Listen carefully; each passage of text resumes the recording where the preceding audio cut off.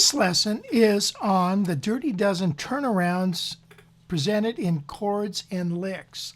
So the whole Dirty Dozen series started like this. I had a student that said, "Hey Rich, I wish there was like 12 chords that I could play a jazz standard with and just play any jazz standard. Just have to memorize those chords and transpose them." I said, "That's a great idea." He says, "Yeah, 12, a Dirty Dozen." So, hey, the name stuck. Since then, we had Dirty Dozen chord progressions, Dirty Dozen arpeggios, Dirty Dozen jazz licks that you can just get into your fingers when a major chord, a minor chord, or a dominant chord comes up. Those licks will fly quite nicely. And now we're going to top off the series with, and I hope it's the end, maybe not, I don't know, we'll see, with turnarounds. Turnarounds are really important for you to understand. Turnarounds happen all the time in jazz songs. So they generally separate the two A sections of a tune. So I get misty and too much in love.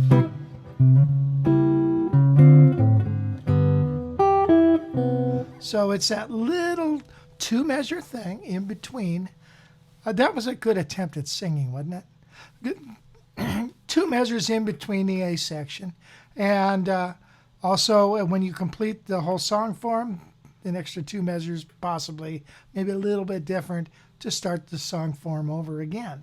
So you got to be prepared with those turnarounds. So what we're going to do is I'm going to show you the chords. I'm going to start with some chords. And then, like, this is one of them. And then I'm going to show you a lick that surrounds that chord. And this way you'll have a hook to help memorize.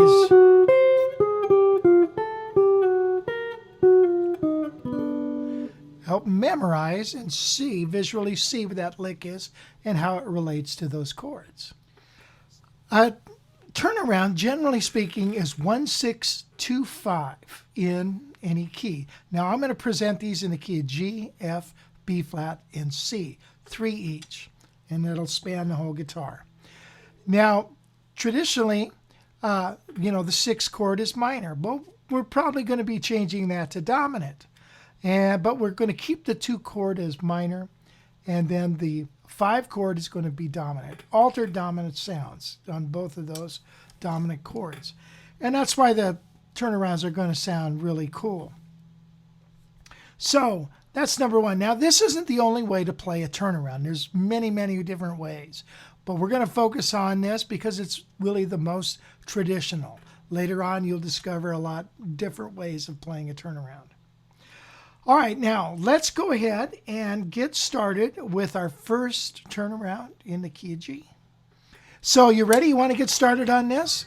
Download the PDF, download the video, and let's get into it with some close-ups. Here we go.